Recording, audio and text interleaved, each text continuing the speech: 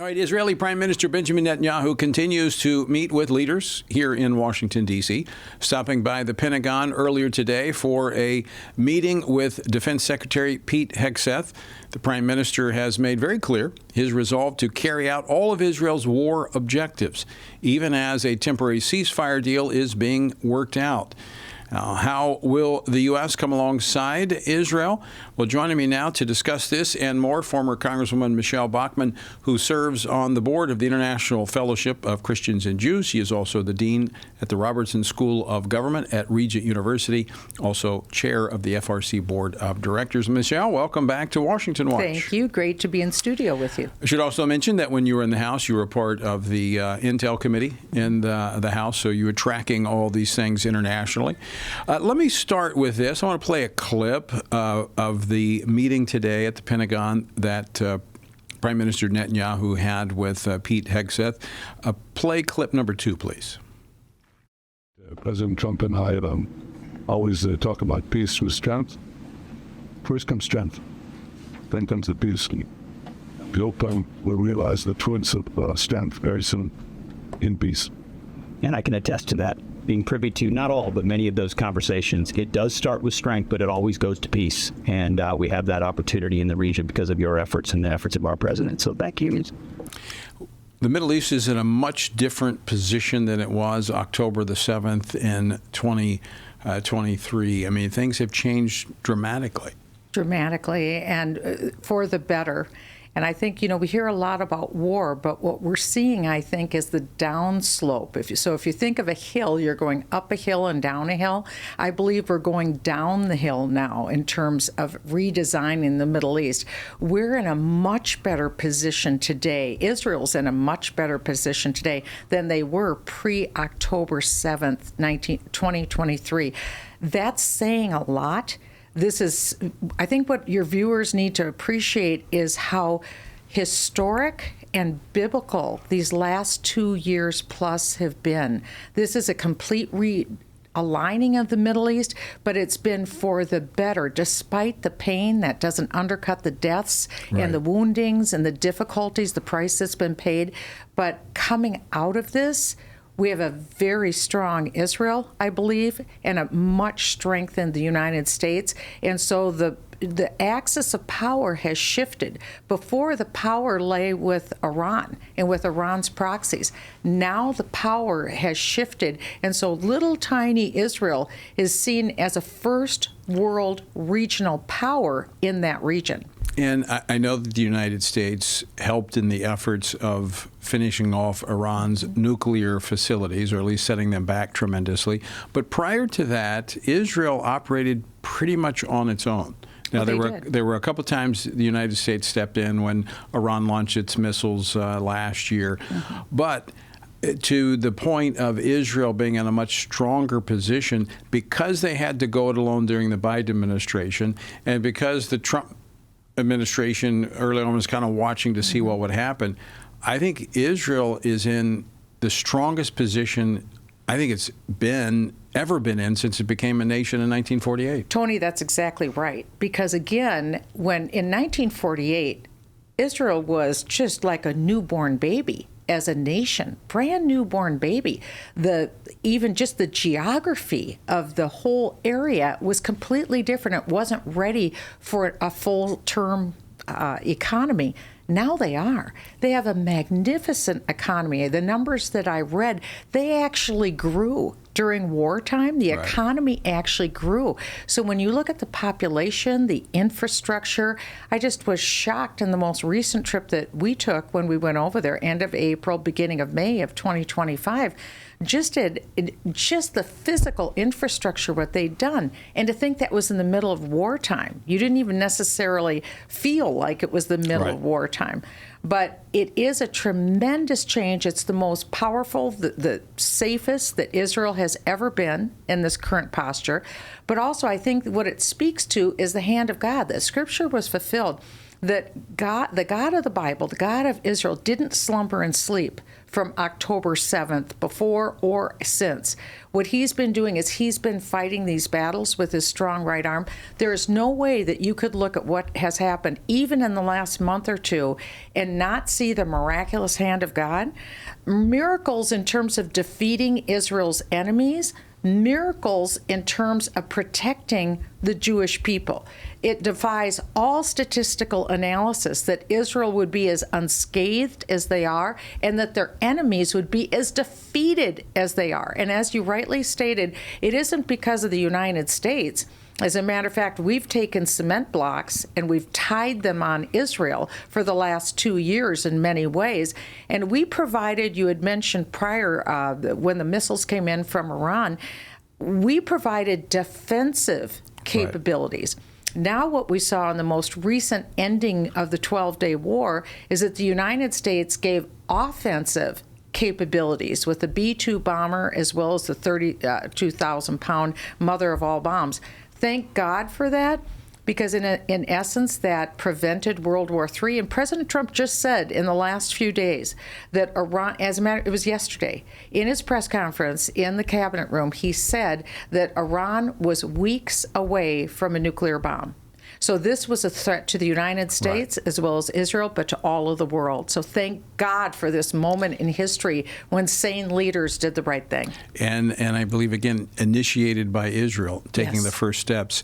So let's talk about the concerns that you had, which I shared, going into this latest meeting with Prime Minister Benjamin Netanyahu and President Donald Trump, that there's discussion of the way forward in the Middle East, in particular peace with Gaza or a resolution of that conflict.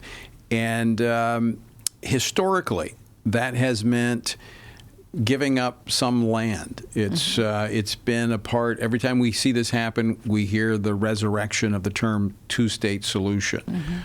What we've seen out of the White House in the last 48 hours would suggest that the president is standing firm with Israel's right to declare sovereignty over their own land. Oh, absolutely. Israel's 77 years old. From the very beginning, May 14th, 1948, the Arab enemies of Israel has made it their goal. It's a jihadist goal. We believe in the destruction of the Jewish people and of the land of Israel. And so now what we're seeing is their goals haven't changed, but their ability to achieve their goals have changed. And now Israel was extremely strong in this effort. And I appreciate one thing that you said. Israel did all the work. For 12 days, Israel is the one that prepared that battle space so that the United States could, as I've heard it reported, put the cherry on top of this battle. We ended the battle. And President Trump made the right move, just as Harry Truman made the right move at the end of World War II. It came at a cost of life, but it came at a far less cost than had war continued to prevail. So we are at a very good moment in time. So let's talk about Gaza for a moment with Hamas, because Hamas says they're not going to give up the hostages. The intelligence would suggest that there's about 20 hostages remaining alive in Gaza. Hamas says they're not going to give up those hostages until the war is over. Israel says they're not going to stop fighting until they get the hostages back. Those two approaches are in conflict.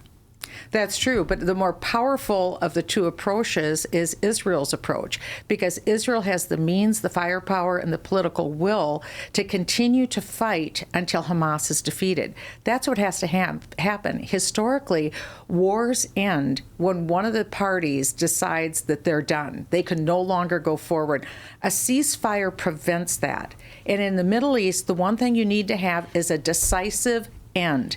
And sadly, even the United States has worked to try to prevent a decisive end. And I'm so grateful for what's happened this week, because Prime Minister Netanyahu has made his goal eminently clear, and that is Hamas is defeated. They won't be a political or military power, and we'll get the hostages back. In other words, we're going to defeat them.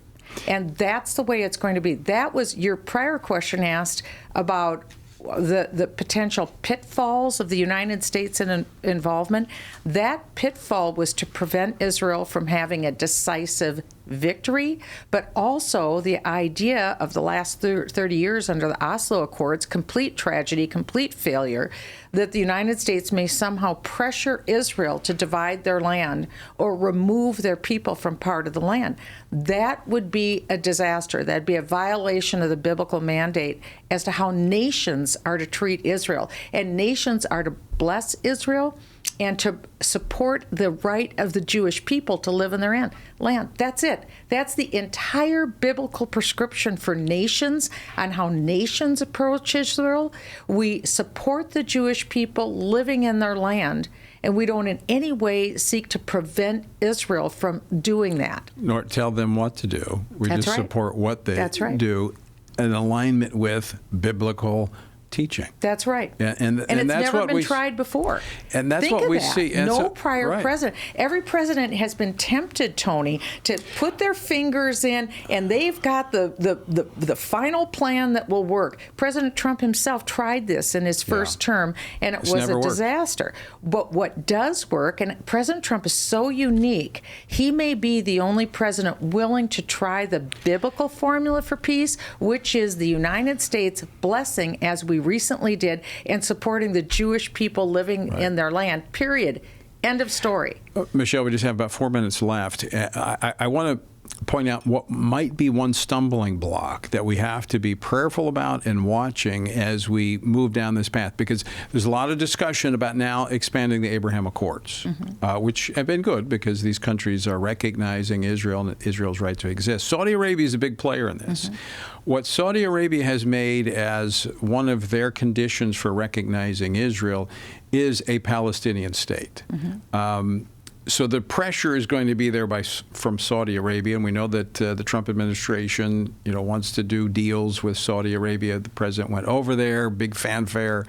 In fact, there was an opinion piece in the USA Today today saying that the president is doing the right thing, but the path to peace in the Middle East is a Palestinian state. There we see that resurrected, failed solution once again. I do think we have to be eyes wide open, understanding that this has shipwrecked a lot of efforts by both Republican and Democratic administrations in the past. Well, you're right about that. The Abraham Accords on their face are excellent, but there is a fatal flaw contained in the Abraham Accords, and they are predicated in part on Israel, dangling Israel as though Israel can be divided, and that there may be a provision for a Palestinian state. That was a fatal flaw of the Abraham Accords. That certainly cannot be a part of any future Abraham Accord going forward, because that's a two-state proposal. It's not a solution.